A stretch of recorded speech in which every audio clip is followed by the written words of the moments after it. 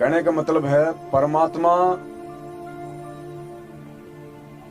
जिस बात को लेके हमसे दुखी होके 2014 बरवाला कांड के बाद उन्होंने हमसे दूरी बनाई है ना, हमने उस दूरी को परमात्मा जी को प्रसन्न करके हमने उसको कम करना है। हमने वापस परमात्मा को अपने पास में लेके आना है। हम ये ना सोचें कि गुरुजी चले गए, गुरुजी आ जाएंगे। गुरुजी ऐसे नहीं आएंगे, गुरुजी को लाना पड़ेगा। ऐसे नहीं आएंगे गुरुजी, ऐसे तो गुरुजी समर्थ हैं, फिर 7.5 साल से क्यों नहीं आ रहे? गुरुजी को लाना पड़ेगा। लाओगे कैसे? गुरुजी को लाने का तरीका साथ संगत है।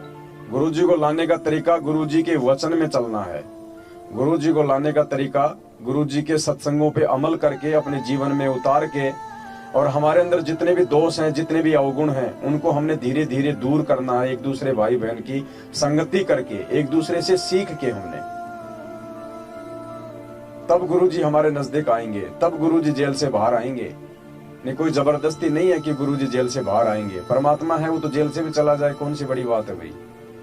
अगर हम सुधरने का प्रयास नहीं करेंगे, हम अपने अंदर वो बदलाव नहीं लेके आएंगे, इतना ज्ञान देने के बाद, इतना समझाने के बाद भी अगर छोटी छोटी बातों पे हम एक दूसरे भाई बहनों से मनमुटाव करेंगे, हम एक दूसरे को शक की दृष्टि से देखेंगे, हम एक दूसरे की निंदा चुगली करेंगे, उसके साथ बैठ के हम उसकी मीठी मीठी बात करेंगे, दूसरे के साथ बैठ के हम उसकी मीठी मीठी बातें करेंगे, इससे परमात्मा दुखी होते हैं, इससे परमात्मा प्रसन्न नहीं होते, क्योंकि ये परमात्मा के ज्ञान में नहीं है। और परमात्मा के ज्ञान के विपरीत यदि हम चलेंगे, इस भक्ति मार्ग में आने के बाद भी, और विशेषकर साथ संगत से जुड़ने के बाद भी, यदि हम भगत आपस में गुटबाजी करेंगे, हम अपने अलग अलग संगठन बनाएंगे, इससे परमात्मा दुखी होते हैं। तो ये अब हम भक्तों के ऊपर निर्भर करता है कि हम परमात्मा को प्रसन्न करना चाहते हैं या हम उनको दुखी करना चाहते हैं। कहते हैं जिन बातन से गुरु दुख पावे, तिन बातों को दूर भगावे। चाहे हमारे विषय में कोई कितना ही अच्छा सोचे, चाहे कोई कितना ही वो बुरा सोचे, हमने उसका कोई प्रत्युत्तर नहीं देना है। विशेषकर साथ संगत से जुड़े हुए भाई बहन, तभी उस आत्मा के ऊपर असर पड़ेगा एक दिन,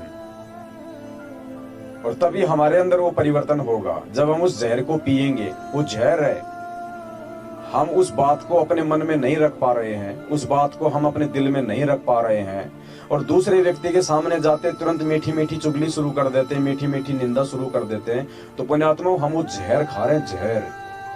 और सोचो, जब किसी बाप का बेटा जहर खाएगा तो बाप दुखी होगा या फिर बाप प्रसन्न होगा। बाकी ऐसे साथ संगत में आके गुरुजी को भोग लगा कि हलवा खाने से ऐसे पाप नहीं कटेंगे। पाप काटने का रास्ता कुछ और है, जो हमने अपने अंदर परिवर्तन करना पड़ेगा।